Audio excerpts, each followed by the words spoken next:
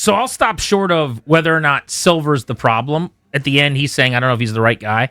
That's probably another conversation for another podcast show, whatever. But I actually agreed with a lot of the points he made. Yeah, the first 80% of it I'm all about. I agree with him 100%. I don't agree with him on tanking. I think you should be allowed to tank if you want to tank. But what I said yesterday, and we kind of went our separate ways on this, is you're not wrong, Bill Simmons. If you think this is a problem for the integrity of the association, and you're not wrong, Bobby Marks of ESPN, if we have that audio, I'd love to play that again.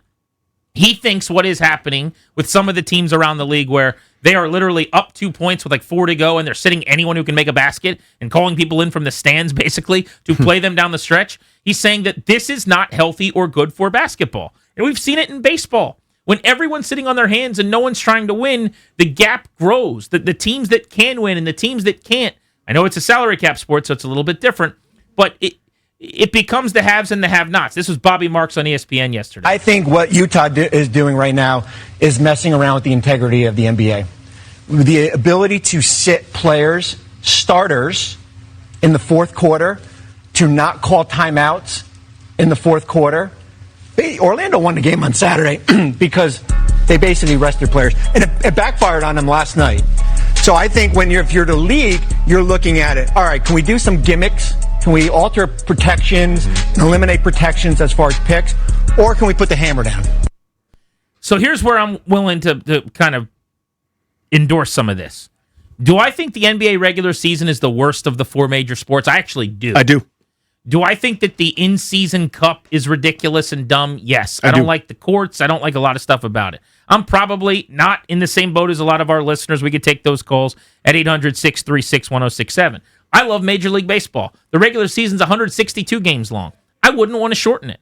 A lot of people feel like it's too long and needs to be shortened. I don't think it has the same problems, though, that the NBA does. There are games where teams just take the night off, literally by benching players, but a lot of times just with how they play, where there's zero effort, where the team that's a 12-point favorite lost by 17 and a bunch of dudes played 14 minutes or whatever because they punted at the beginning of the game. Do I think that a bunch of teams tanking is bad for basketball? Yes, I do. I acknowledge that.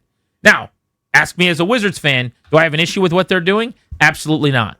Are they doing what's best for business? Yes. Would I do it the exact same way? Unequivocally. Should Adam Silver penalize them? If you don't want a lot of teams tanking, you have to find a way to do that. I think that's the point of the draft lottery, to be honest with you. But what Bill Simmons seems to want, or what other people seem to want, is to crack down on this in a way where the Wizards can't do this, where the Jazz and the Kings and these teams can't do this. Yeah, which I find insane. 2 years ago, the worst record in the Eastern Conference and the worst record in the NBA belonged to the Detroit Pistons. They have the best record in the association right now. The second worst record in the West was the San Antonio Spurs. They're an NBA championship contender 2 years later. Now, it doesn't guarantee you success, but it guarantees you a shot instead of having no shot. And so your point in bringing that up, I think, tell me if I'm wrong, is to say that it works and that is a good practice that if executed correctly. Now, you had to get Wemby, you had to get Kane Cunningham, you had to get superstars. And a lot of other decisions have to happen that are correct. It doesn't guarantee you anything. But what somebody who's saying, we got to crack down on this. Okay, so now San Antonio doesn't get to be good. Now Detroit doesn't get to be good. How in the hell is that okay? So to me, this boils down to everything feeding out of the same trough. This is where you and I disagreed yesterday. I see any decision where you are prioritizing future success. That could be future a week from now, future a month from now, future this year's playoffs, or future seasons as perfectly valid and reasonable. The same level of decision-making that would lead me to say, now don't laugh when I say this, imagine the Nationals brought in a free agent, Major League Baseball free agent. Now don't laugh. Stop. It's not funny. No. Imagine they brought in a third baseman who might... Hold on. I know, it's not a joke.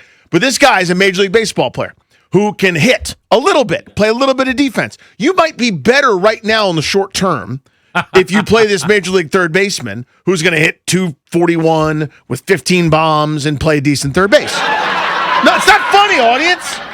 It's a hypothetical. I'm not joking.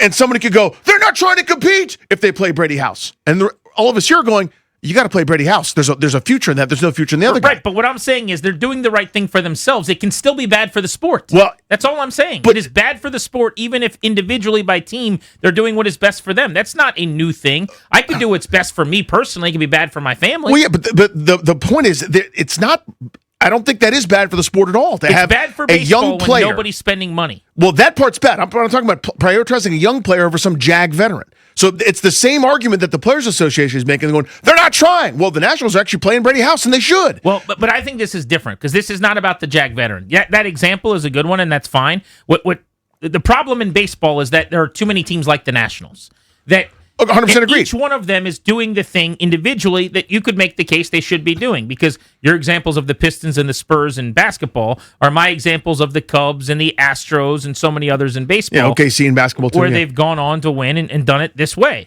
By the way, the guy running the Wizards beautifully, Will Dawkins, helped run the Thunder when they ascended the way that they did. But it is like two things can be true. God bless the Wizards and keep on keeping on. Also, if enough teams do it this way, it is unhealthy for the sport. And the national people like Marks and like a million others, but certainly Bill Simmons, are saying something that is true, which is if there's 11 teams right now and a month from now, there's 14 teams that would rather lose on a given night than win, I'm sorry, that's terrible for your sport. It is, and it's not good. But my counter to them would be you don't get to enjoy the spoils when it works. If that's the case, if you're going to complain about it now. The nature of this sport, there are 5 guys on the court. There's nothing you could do about that, right? Where if you want to start a minutes restriction where nobody's allowed to play a certain amount, you want to level the playing field, make this weird prison or something like that, I guess. To me, that's the good question, is what can you actually do? They're talking about, he wants to switch around some of the pick protections moving forward or, dock draft picks or something. But what is the threshold? Is it on a night where 7 guys are missing? How do you know there's not 7 injuries, right? Like, how do you actually execute this? 800-636-1067. And should the league be trying to? Do you agree with Simmons that Silver needs to crack down and do something on the tanking in the NBA? You're listening to Grant and Danny on The Fan.